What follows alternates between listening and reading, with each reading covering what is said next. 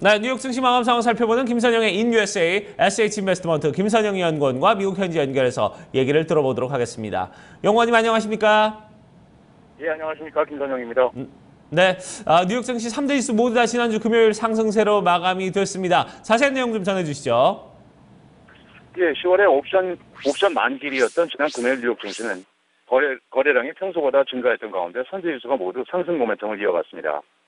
연이어 발표되고 있는 부진한 경제 지표들로 인해 연내 금리 인상 가능성이 희박해졌다는 인식이 최근 뉴욕 증시의 랠리를 이끌고 있는 가운데 중국 증시 역시 지난 금요일 1.6%가 상승해 8주 내에 최고치에 올랐던 것이 투자 심리에 긍정적으로 반영된 데다 유로존의 소비자 물가 CPI가 0.1%가 하락했다는 소식으로 이것이 유럽중앙은행 ECB의 추가 양적 부양책을 가져올 것이라는 기대감이 유럽 증시를 끌어올린 것 역시 뉴욕 증시에 긍정적으로 반영이 됐습니다.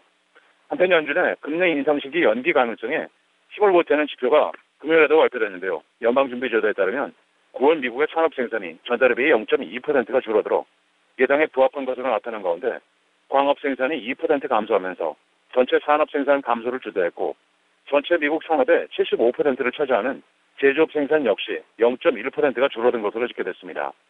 한편 대기업들의 실적은 엇갈린 결과를 보였는데요. 다우지수의 구성 종목인 제너럴 일렉트릭이 예상을 상회한 실적 발표로 3.4%가 상승해 지난 2008년 이후 최고치에 올라섰고 반면 대형 엔진 업체인 허니웰은 강달러 여파로 인해 매출이 부진했다는 소식에 1.5%의 하락세를 보였습니다. 업종별로는 제약, 바이오, 담배, 외식업, 건설업종 등이 상승했던 반면 항공사와 운송업종은 하락했고 지난 금요일 10년 만기 국채금리는 전일과 변화 없이 2.023%의 거래를 마쳤습니다. 네.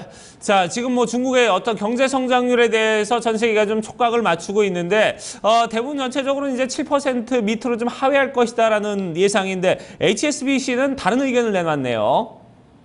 예, 그렇습니다. HSBC가 최근에 제기되고 있는 중국 경기 둔화에 대한 우려가 과장됐다면서 중국이 올해 경제 성장률을 7% 달성할 수 있을 것이라고 말했습니다. 스튜어트 걸리버 HSBC의 CEO는 런던에서 가진 연설을 통해 중국 경제를 둘러싼 시장 공포는 과장됐다면서 모든 것을 봤을 때 중국 경제가 경착륙할 것이라고 생각하지 않는다면서 지난 수개월간 중국은 힘든 시기를 보냈지만 변동성은 어느 정도 시장 주도 경제에서 나타나는 자연스러운 현상이라면서 금융시장의 변동성이 장기 추세에 미치는 영향은 거의 없을 것이라면서 중국 경제가 올해 약 7.1%의 경제 성장률을 달성하면서 글로벌 성장세를 추월할 것이라고 내다봤습니다. 지난 금요일 특징 종목들입니다. 완구업체 마텔은 바비 인형 판매 감소로 인해 지난 분기 예상을 9센트 윗돈 주당 71센트의 순이익과 전년 대비 11%가 줄어든 17억 9천만 달러의 매출을 기록했다는 소식에도 불구하고 다음 분기 전망을 상향 제시하면서 6%의 급등세를 보였고 피자헛과 KFC의 모 회사인 염브랜즈는 중국 시장 부진을 이유로 올 연간 매출 전망을 또다시 하향 조정했다고 밝혔지만 주가는 4%가 급등했는데요. 행동주의 투자자인 키스마이스터를 자사의 이사회에 영입한다는 뉴스가 주가를 상승시켰다는 분석입니다. 증권사 크레딧 스위스가 매출 증가 가능성이 높다면서 투자 의견을 기존의 중립에서 비중 확대가 높였다는 소식으로 고급 요가 웨어 업체 룰루레몬 아슬레리카는 2.5%의 상승세를 보였고 중국 온라인 상거래 업체 알리바바가 온라인 동영상 제공업체 유쿠투도의 미보의 잔여 지분 81.7%에 대해 주당 26달러 20센트의 인수가를 제안했다는 소식인데요.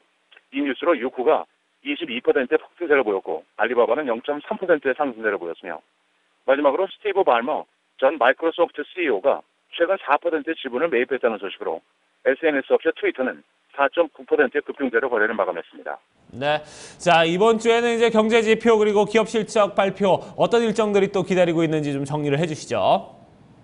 예, 먼저 경제 지표들입니다. 10월 19일, 10월의 주택시장 지수를 시작으로 10월 20일, 9월의 주택 착공과 건축 허가 건수, 21일엔 주간 원유 재고, 신규 실업수당 청구 건수, 10월 22일에는 9월의 기준주택 판매와 9월의 경기 선행지수, 8월 주택가격지수가 예정되어 있습니다.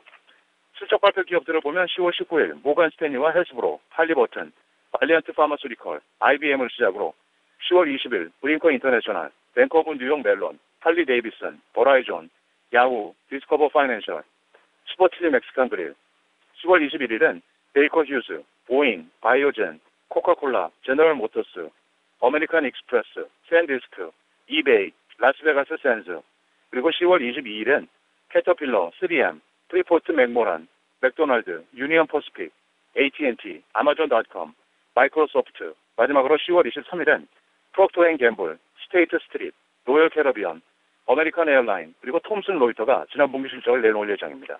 네, 알겠습니다. 오늘도 좋은 말씀 고맙습니다. 네, 고맙습니다. 네, 자 이렇게 해서 미국 현지의 김선영 연구원과 연결해서 저희가 뉴욕 증시 마감 상황 살펴봤습니다. 자, 3대 지수 모두 다 소폭의 상승세를 가져갔던 뉴욕 증시, 그러면 지수별로는 좀 어떤 흐름을 보여줬고 지수에 또 영향을 미쳤던 외신 소식들은 또 어떤 소식들이 있는지 저희가 자세히 좀 알아보도록 하겠습니다. 자, 이제 시황센터로 연결합니다. 어이제 앵커 우성 기자 두 분 전해주시죠.